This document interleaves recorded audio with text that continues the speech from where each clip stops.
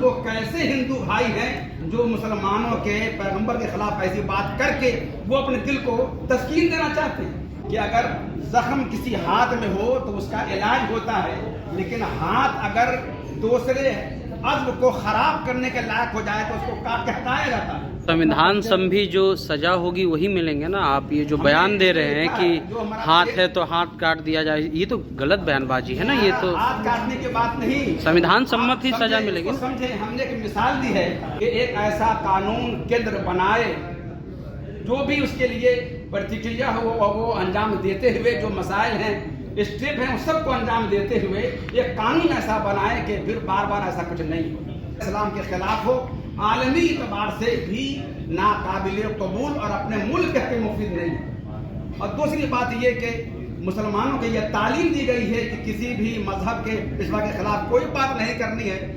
آخر وہ کیسے ہندو بھائی ہیں جو مسلمانوں کے پیغمبر کے خلاف ایسی بات کر کے وہ اپنے دل کو تسکین دینا چاہتے ہیں؟ مجھ کو یقین ہے کہ کسی بھی مذہب میں ایسی بات نہیں کی گئی ہوگی کہ وہ کسی بھی مذہب کے جو پیشوا ہیں ان کے خلاف کوئی بات کرے۔ لہذا ایسا کوئی فرد بار بار اگر ایسا کوئی جرم کرتا ہے تو ہمارے ادارہ شریعہ نے اس سے پہلے بھی تحریک بیداری کانفرنس کے ذریعے ایک مطالبہ کیا تھا کہ آپ ایسے لوگوں کے خلاف ایک قانون بنائیں کہ جو اس قانون کے ڈر سے کبھی بھی پیغمبر اسلام محمد عربی کے خلاف کوئی زبان درازی نہ کرے۔ ہم ادارہ شریعہ کے اس مطالبے کو پھر آج اس کانفرنس میں دہراتے ہیں کہ ایک ایسا قانون کیندر بنائے جو بھی اس کے لیے پرتکریا ہو وہ انجام دیتے ہوئے جو مسائل ہیں، اسٹیپ ہیں، اس سب کو انجام دیتے ہوئے ایک قانون ایسا بنائے کہ پھر بار بار ایسا کچھ نہیں ہو۔ ایک مطالبہ تو یہ ہے۔ دوسرا مطالبہ یہ ہے کہ محض گرفتار کر لینے سے مسئلے کا حل نہیں ہے۔ آپ بھی جانتے ہیں، آپ تو میڈیا والے ہیں، آپ تیسری آنکھ ہیں اور ہماری زبان ہے، آپ کے ذریعے سے ہم بات کرنا چاہتے ہیں کہ اگر زخم کسی ہاتھ میں ہو تو اس کا علاج ہوتا ہے، لیکن ہاتھ اگر دوسرے عضو کو خراب کرنے کے لائق ہو جائے تو اس کو کاٹ کے ہٹایا جاتا ہے۔ اس لیے آپ بالکل سیر کر دیں۔ اور تیسری بات یہ کہ ایسا قانون آپ بنائیں کہ جس سے آئندہ کوئی اس طرح کی حرکتیں کرنے سے باز آئے۔ جو سموِدھان سمبھی جو سزا ہوگی وہی ملیں گے نا؟ آپ یہ جو بیان دے رہے ہیں کہ ہاتھ ہے تو ہاتھ کاٹ دیا جائے، یہ تو غلط بیان بازی ہے نا۔ یہ تو ہاتھ کاٹنے کی بات نہیں، سموِدھان سمت ہی سزا ملے گی۔ سمجھے ہم نے ایک مثال دی ہے کہ اگر یہاں پہ زخم ہو تو اس کو آپ دوا سے ٹھیک کرتے ہیں، اور اگر دوا سے ٹھیک نہ ہو تو اس کو کاٹتے ہیں، تو اس کا مطلب یہ ہوا کہ آپ انہیں ایسی سزا دے دیں جو آئین کے تحت ہو۔ یہ ہمارے اس میں ہے، جو پریس ریلیز دیا ہے آپ کو، اس میں ہے کہ آرٹیکل 14(15) میں جو سزا دی گئی آپ وہی دیجیے، مگر اس کو یقینی بنائیے تاکہ اس کا اثر کسی اور پہ نہ پڑے، دوسرا وہ ظلم نہ کرے۔ ہاتھ کاٹنے کا مطلب صرف وہی تھا، کسی اور طرف نہ لے جائے۔ ٹھیک۔ ہندوستان کے حکومتوں کو، چاہے وہ صوبائی ہو چاہے مرکزی ہو، انہیں آگاہ کرنے کے لیے ہم حاضر ہوئے ہیں کہ ہندوستان میں قانون کی بہاریں ہیں، قانون کی بالادستی کا نعرہ ہے، اور قانون کا ہاتھ بہت مذہبی منافت پھیلانے والے اور ہندوستان کی یکجہتی اور امن کو غارت کرنے والوں تک قانون کا ہاتھ کیوں نہیں پہنچ پا رہا ہے؟ آخر آئین ہند کے قانون کے ہاتھ کو مفلوج کس نے کیا؟ اسے اپاہج کس نے بنایا ہے؟ ہم ساری حکومتوں سے، خصوصی طور پر مرکزی حکومت اور یوگی حکومت سے، وہ ہندوستان کا وہ پاکھنڈی جو لگاتار محمد الرسول اللہ صلی اللہ علیہ وسلم کی شان میں گستاخی کرتا رہتا ہے، آخر کیا ہندوستان میں مذہبی منافرت پھیلانے والے اور کسی بھی مذہبی پیشوا کے خلاف بولنے والے کے لیے کیا ہندوستان میں قانون نہیں ہے؟ اگر قانون ہے تو پھر یہ حکومت یا انتظامیہ کیا صرف یوں ہی نام کی ہے؟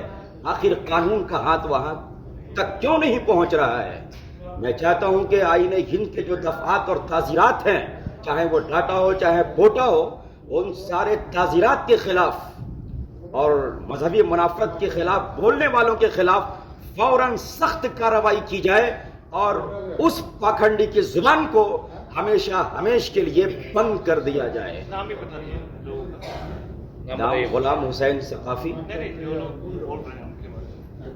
यति नरसिंहानंद ने अभी हाल में गाजियाबाद यूपी के रहने वाले ने, इससे कबल भी उन्होंने गलत बयान दिया था, जहरीला बयान दिया था, उस पे लोग सड़कों पे उतरे। हम बार बार हिंदुस्तान में कई बार मुसलमानों के जज्बात से खिलवाड़ करने की कोशिशें की गई, और बड़ी हैरत होती है कि इस तरह की सारी बातें उसी वक्त होती है जब कोई सियासत या फिर कोई वोट या तो फिर कोई इलेक्शन का मौका आता है। मुझे डर इस बात की है कि कहीं ऐसा ना हो कि इस तरह के मामलात को पेश करके इसे सियासत का अजीम हिस्सा बना दिया जाए और मुल्क को जलने पर मजबूर कर दिया जाए। क्या कह रहे हैं? रामगिरी हैं जो मुंबई की सरजमीन पर उन्होंने मेरे आका मोहम्मद रसूलुल्लाह सल्लल्लाहु अलैहि वसल्लम की शान में गुस्ताखी की है।